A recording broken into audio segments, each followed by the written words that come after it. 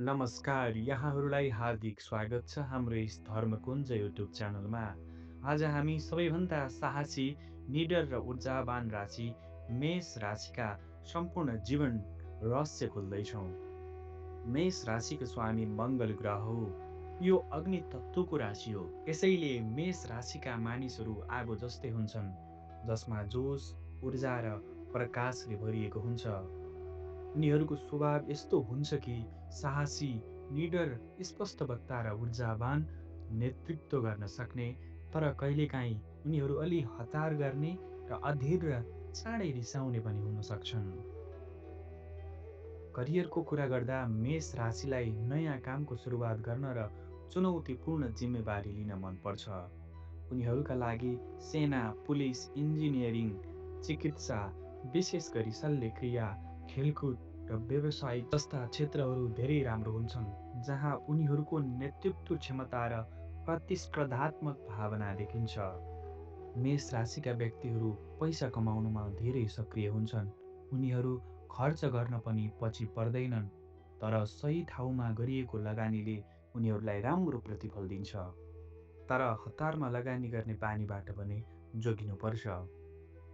प्रेम सम्बन्धमा मेष राशि जोसिलो, इमान्दार र रोमान्टिक हुन्छ। उनीहरू आफ्नो पार्टनरप्रति धेरै समर्पित हुन्छन् र सम्बन्धमा स्पष्टता मन पराउँछन्। उनीहरू प्रेममा पहल गर्न अगाडि सर्छन्। दाम्पत्य जीवनमा उनीहरूको रिसाउने बानी नियन्त्रण गर्न सक्ने हो भने सम्बन्धमा सधैँ मधुर रहन्छ। मेष राशिका लागि सिंह, धनु र मिथुन राशिहरूसँगको सम्बन्ध राम्रो मानिन्छ।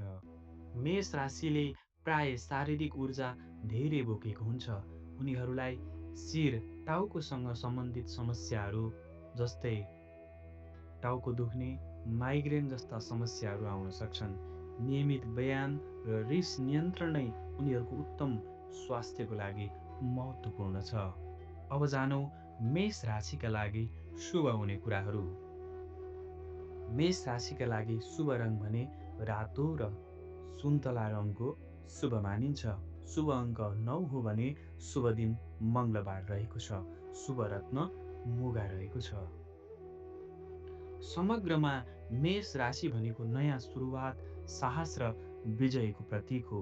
आफ्नो जन्मजात नेतृत्व क्षमतालाई सही दिशा दिन सके यो राशिका व्यक्तिहरूले हरेक क्षेत्रमा नयाँ इतिहास रच्न सक्छन्। तपाईँहरूलाई यो हाम्रो जानकारी कस्तो लाग्यो?